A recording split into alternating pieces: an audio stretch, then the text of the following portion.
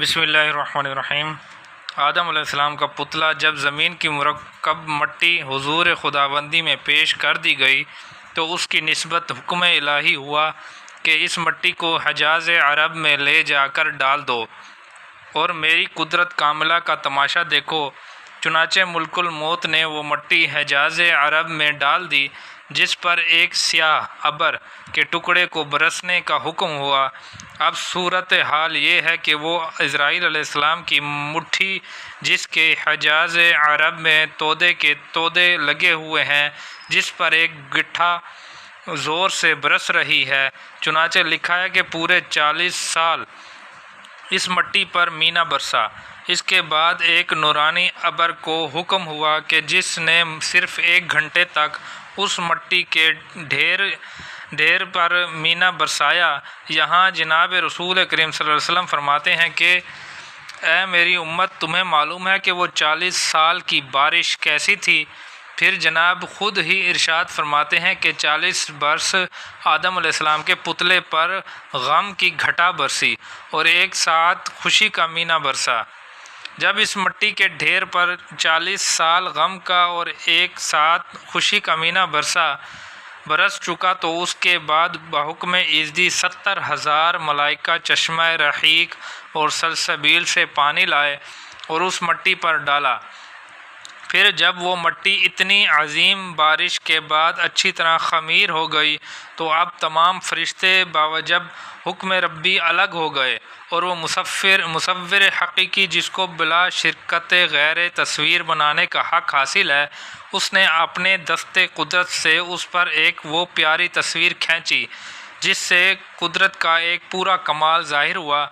نیز اس کے ایک اشارہ میں پتلا آدم علیہ السلام کے تمام اعضاء بن کر تیار ہو گئے۔ بعض روایتوں میں یہ بھی آیا ہے کہ پتلا آدم علیہ السلام کے تمام اعضاء فرشتوں نے بنائے اور اس کا چہرہ خود اللہ تعالیٰ نے بنایا۔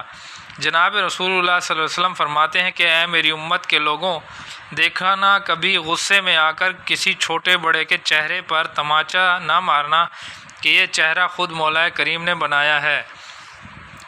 پھر سورج کو حکم ہوا کہ آدم علیہ السلام کے پتلے کو خشک کرے، جس کو سورج نے اپنی پوری تیزی سے 40 سال تک خشک کیا۔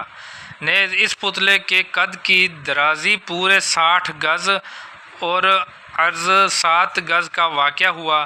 یہاں رسول کریم صلی اللہ علیہ وسلم فرماتے ہیں کہ جنت میں ہم مومن مسلمان مرد اور عورت کا اتنا ہی قد و قامت ہوگا۔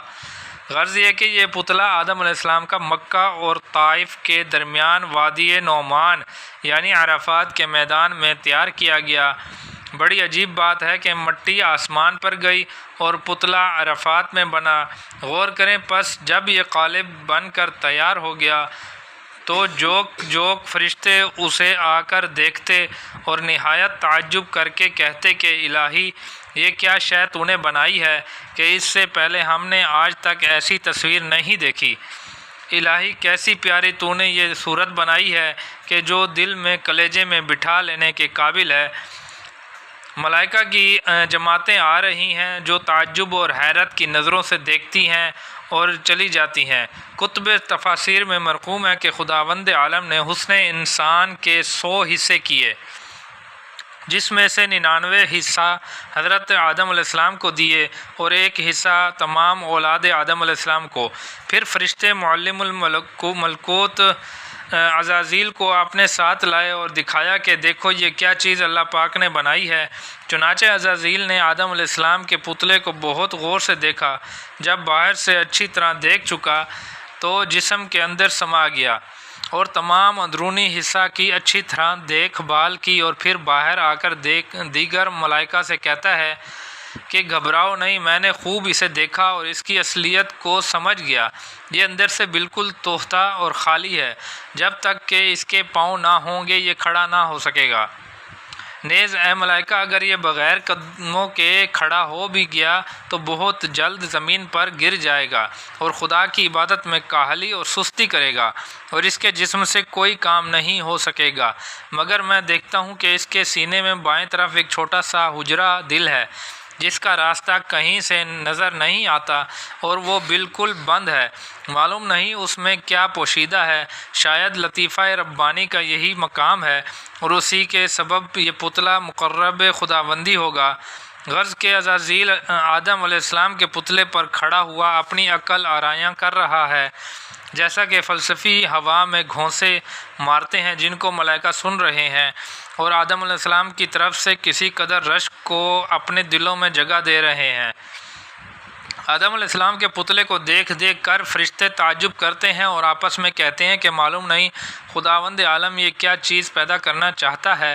ان کے دلوں میں یہ خیال آیا ہی تھا کہ اسی وقت عرش معلیٰ سے ندا ہوئی، انی جاعل فی الارض خلیفہ، یعنی اے ملائکہ زمین پر میں اپنا ایک نائب پیدا کرنا چاہتا ہوں۔ چنانچہ فرشتوں نے جب یہ ارشاد خداوندی سنا تو ازروئے رشک یہ کہنے لگے، یعنی اے خدائے بے نیاز، کیا آپ ایسے کو پیدا کرنا چاہتے ہیں جو زمین کو فساد اور خون ریزی سے بھر دے گا؟ حالانکہ ہم جماعت ملائکہ آپ کی تسبیح و تحلیل کے لیے کافی ہیں۔ وہاں سے جواب ملا، یعنی آدم علیہ السلام کے پیدا کرنے میں جو حکمتیں ہیں ان سے تم واقف نہیں بلکہ ہم ہی خوب جانتے ہیں۔ ملائکہ یہ جواب سن کر سخت پشیمان اور نادم ہوئے اور اپنے اعتراض پر رونے لگے اور اس کے غصہ سے ڈر کر اس کی حضوری میں توبہ اور استغفار کرنے لگے۔ اس پر اللہ تعالیٰ نے ان پر رحم فرمایا اور ان کے اس کہنے کو معاف فرما دیا، مگر یہ بات ضرور ہے کہ جب کوئی شخص اولاد آدم علیہ السلام میں سے نیک کام کرتا ہے تو فرشتوں کو اللہ تعالیٰ کی سرکار عالی جاہ سے یہ خطاب ہوتا ہے، اے میرے فرشتوں، اسی کو تم نے کہا تھا، یعنی ایسے کو پیدا کرتا ہے جو زمین پر فساد اور خون ریزی کرے گا۔ فرشتوں ذرا دیکھنا، یہ میرا بندہ فساد اور خون ریزی کر رہا ہے۔ یہ سن کر فرشتے سخت نادم اور مجبور ہوتے ہیں اور مولا کریم نیکیاں کرنے والوں سے بے حد خوشنود ہوتا ہے۔ پتلے میں جان پڑنی۔ جب آدم علیہ السلام کا پتلا تیار ہو گیا تو روح کو ندا ہوئی کہ آدم علیہ السلام کے پتلے میں داخل ہو۔ پس روح آدم نے آ کر آدم علیہ السلام کے پتلے کو غور سے دیکھا تو اس میں باریک سوراخ اور اندھیرا نظر آیا، جس سے گھبرا گئی اور کہا کہ خداوندہ، اس اندھیرے میں داخل ہونے سے مجھے خوف معلوم ہوتا ہے، لہذا مجھے معافی دی جائے۔ دوبارہ ارشاد ہوا کہ اے روح، اس قالب میں داخل ہو۔ روح پھر اس سیاہ مٹی کے پتلے کو بغور دیکھ کر ڈری اور اس میں داخل ہونے سے انکار کیا۔ تیسری مرتبہ پھر حکم الہی ہوا کہ اے روح، روتی ہوئی اس قالب میں داخل ہو، اور پھر روتی ہوئی اس میں سے نکل۔ اب تو روح حکم قہاری سے ڈر کر روتی ہوئی آدم علیہ السلام کے پتلے میں ناک کے سوراخوں میں سے داخل ہوئی۔ یہاں جناب رسول اللہ صلی اللہ علیہ وسلم فرماتے ہیں کہ اگر روح اس روز آدم علیہ السلام کے قالب میں خوشی سے اور حکم اول ہی میں داخل ہو جاتی تو آدم علیہ السلام اور اولاد آدم کی نزع بھی بہت آسان ہوتی اور رضا و محبت کے ساتھ روح قالب سے جدا ہوتی، مگر افسوس کہ روح نے سب کو غم میں ڈال دیا۔ غرض کہ تیسری مرتبہ روح قالب میں داخل ہو گئی اور ناک کے نتنوں سے داخل ہو کر دماغ تک پہنچی کہ آدم علیہ السلام کو چھینک آئی۔ اسی وقت آدم علیہ السلام کو اللہ پاک کی طرف سے الہام ہوا کہ اس چھینک کے جواب میں الحمدللہ کہو۔ پس آدم علیہ السلام نے چھینک لیتے ہی الحمدللہ کہا، جس کے جواب میں عرش معلیٰ سے یرحمک اللہ، یعنی اللہ تجھ پر رحم کرے گا، جواب آیا۔ نیز بحیقی نے کتاب الاسماء والصفات میں حضرت عبداللہ ابن مسعود رضی اللہ تعالیٰ عنہ سے روایت ہے کہ فرمایا جناب رسول مقبول صلی اللہ علیہ وسلم نے کہ جب روح حضرت آدم علیہ السلام کی کمر تک پہنچی تو وہ فوراً ہی کھڑے ہونے لگے، لیکن چونکہ ابھی پچھلا حصہ مٹی کا تھا اس لیے فوراً ہی گر پڑے۔ اس وقت اللہ تعالیٰ نے فرمایا، خلق الانسان من عجل، یعنی انسان بڑا جلد باز ہے۔ پھر رفتہ رفتہ روح آدم علیہ السلام کے تمام پتلہ آدم میں سراحت کر گئی۔ نیز اس پتلہ خاکی میں سر سے لے کر پاؤں تک جہاں جہاں روح پہنچ رہی تھی وہ سیاہ پتلہ 14ویں رات کا چاند بنتا چلا جا رہا تھا۔ پھر جب آدم علیہ السلام نمونہ حسن و جمال بن کر بیٹھے تو سب سے پہلے ان کی نظر جس شے پر پڑی وہ عرش الہی تھا، جس پر لکھا ہوا تھا لا الہ الا اللہ محمد الرسول اللہ۔ آدم علیہ السلام نے دیکھ کر سب سے پہلے کلمہ طیبہ پڑھا اور پھر عذرائے تعجب دریافت کیا کہ اے میرے خالق و مالک، محمد الرسول اللہ کس کا نام ہے؟ ارشاد علی ہوا کہ اے آدم علیہ السلام، ہم تمہاری اولاد میں بہت سے پیغمبر اور نبی پیدا کریں گے، جن میں محمد الرسول اللہ کو ہم تمام اولاد آدم کا سردار بنائیں گے۔ چنانچہ اسی بنا پر جناب رسول اللہ صلی اللہ علیہ وسلم فرماتے ہیں، یعنی میں تمام اولاد آدم کا سردار ہوں اور کچھ فخر سے نہیں کہتا ہوں۔ پھر ارشاد ہوا کہ اے آدم علیہ السلام، تم ہماری ایک نافرمانی کرو گے تو ہم اپنے اس پاک بندے کے طفیل تم پر رحم فرمائیں گے۔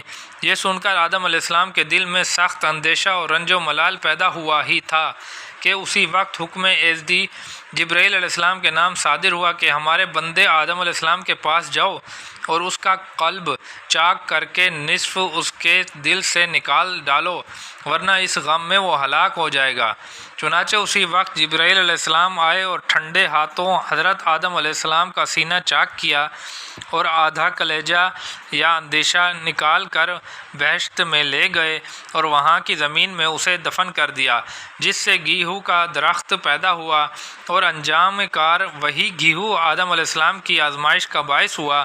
پس آدھا اندیشہ وہاں اگا اور آدھا آدم علیہ السلام کے سینے میں باقی رہا، جس سے انسان کا نفس اتارا پیدا ہوتا ہے، جو قیامت تک کے لیے اولاد آدم کے رنج و علم اور پشیمانی کا باعث ہوا۔